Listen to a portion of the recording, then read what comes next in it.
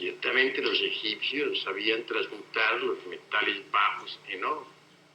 También nuestros antepasados en México amasaron el oro. De los incas diremos otro tanto. Así que es verdad que en los antiguos tiempos existieron verdaderos alquimistas capaces de transmutar plomo en oro.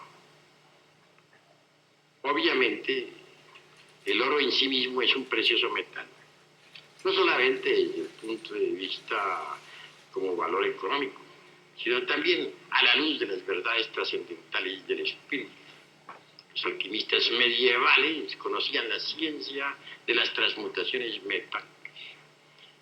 Paracelso, Nicolás Flamel, Raimundo Lulio y muchos otros lograron transmutar el plomo en oro. Eso ya está demostrado.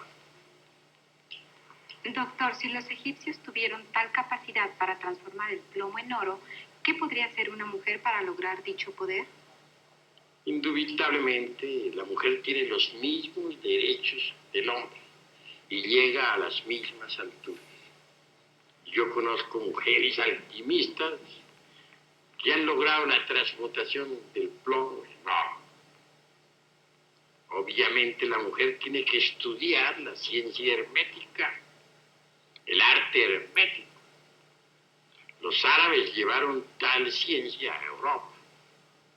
En la Edad Media hubo furor por esa ciencia. Millares de hombres serios se dedicaron al estudio de la alquimia. Recordemos al abate Tristemo, el maestro de Paracelso y de Cornelio Agripa, gran alquimista. Así también hubieron otros de ellos muy famosos, como el señor Luis de Estizac y como el muy notable conde San Germán. Doctor, ¿cómo es posible que la ciencia moderna, siendo tan poderosa, realizando viajes a la luna, etcétera, no haya sido capaz de descubrir el secreto de la transmutación de los metales en oro? La ciencia moderna tiene maravillosos inventos, como son la televisión, la radio, etcétera, etcétera, etcétera. Pero se ha olvidado de la ciencia alquimista antigua. La ha subestimado. Y considero que ahí está el error. Bien vale la pena que los hombres de ciencia moderna vuelvan otra vez a la alquimia. Obviamente, la ciencia de Hermes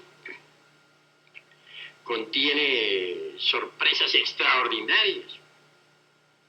Bien vale la pena no solamente transmutar el plomo en oro, sino también lograr el famoso elixir de larga vida. Actualmente hay quienes inventan sueros para alargar la vida, pero a pesar de todo, los hombres más famosos mueren rodeados de ilustres científicos. Doctor, finalmente díganos, ¿qué es la transmutación? Con el mayor gusto voy a responder a Aida algo sobre la transmutación. La transmutación es la ciencia maravillosa que nos permite cambiar una sustancia en otra. Por ejemplo, si transmutamos plomo en oro, ahí hay transmutación. Uno puede transmutar, por ejemplo, las fuerzas maravillosas del sexo en voluntad, en conciencia, en sabiduría, en amor, etc.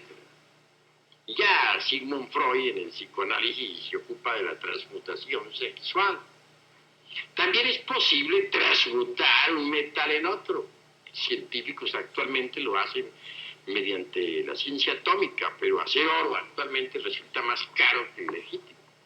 Sin embargo, los alquimistas medievales, mediante conocimientos secretos que se han perdido hasta nuestros días, conseguían transmutar plomo en oro. ¿Es cierto, doctor, que Raimundo Lulio, a pesar de que han pasado 700 años, aún sigue viviendo? Y si es así, ¿cómo lo ha logrado? Bueno, Raimundo Lulio conoció la ciencia de las transmutaciones metálicas. Transmutaba plomo en oro. Tuvo también en su poder el elixir de larga vida. Desafortunadamente, Raimundo Lurio murió antes de poder hacer uso de tal elixir. En cambio, Nicolás Flamel, que fue contemporáneo, sí logró en verdad el elixir de larga vida. Su esposa Perinay también lo logró. De manera que esta pareja aún vive todavía en el Indostán y gozan de perfecta salud, como lo declarara hace poco un derviche en Turquía, un derviche inmortal. Hay pues hombres inmortales. Nicolás Flamel fue uno de ellos. Raimundo Lurio, aunque tuvo el secreto, no lo logró, porque murió antes de poder hacer uso de su secreto. Nosotros los gnósticos conservamos esos secretos. Y es obvio que los enseñamos a aquellos que demuestran amor verdadero por la sabiduría. Sin embargo, tales aspirantes deben ser sometidos a rigurosos estudios y a terribles pruebas. Nada se nos da de regalar. Nosotros no cobramos dinero, pero sí exigimos del candidato una conducta recta. Así que quienes quieran lograr de verdad la inmortalidad, pueden lograrla. Pero esto requiere grandes estudios y terribles disciplinas esotéricas. Se sabe perfectamente que los alquimistas lograban adquirir el elixir de la larga vida.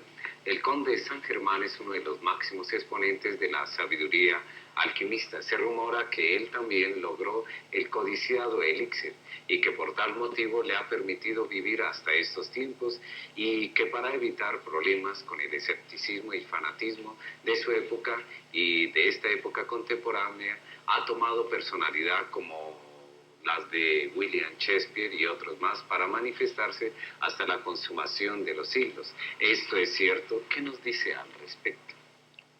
Giovanni Papini da testimonio precisamente sobre el conde de San Germán.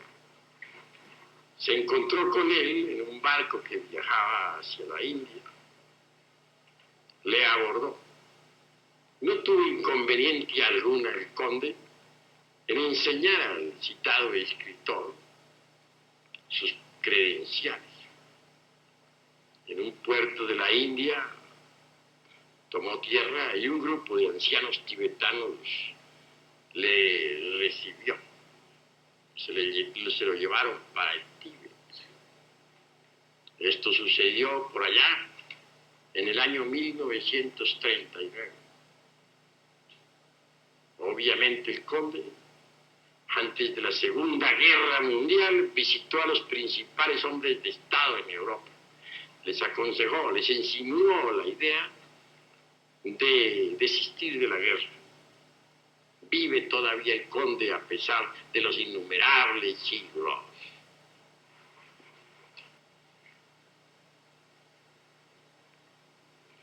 Otro de los excéntricos alquimistas de la antigüedad y que se supone lograron la eternidad al haber encontrado la piedra filosofal fue Nicolás Flamel.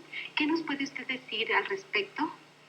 Bueno, Nicolás Flamel, gran sabio alquimista, grabó en los muros invictos del templo de Nuestra Señora de París símbolos magníficos, alegorizando las distintas etapas de la alquimia. Él enriquecía a Europa con sus fundaciones y sin embargo se conservaba pobre. Nicolás Flamel ha sido pues un hombre enigmático. Como ya dije, vive en la India actualmente junto con su esposa Perinay. Posee el elixir de larga vida y la piedra filosofal. A muchos podrá parecerles exagerado lo que estamos diciendo. Obviamente esta clase de declaraciones están fuera del ambiente en que nos encontramos. Pero la verdad es la verdad y hay que decirla cueste lo que cueste.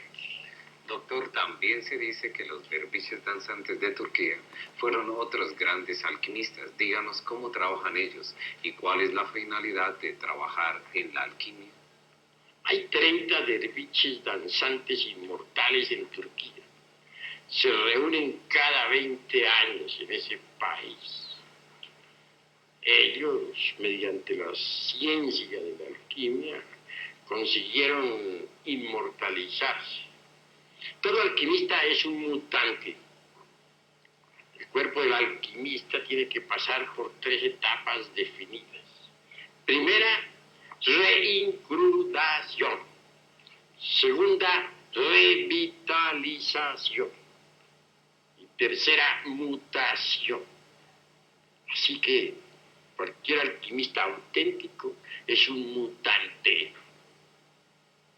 Nosotros los alquimistas conocemos la ciencia de la vida y la manejamos. La ciencia oficial no conoce la ciencia de la vida. Nosotros sí la conocemos. Podemos inmortalizar.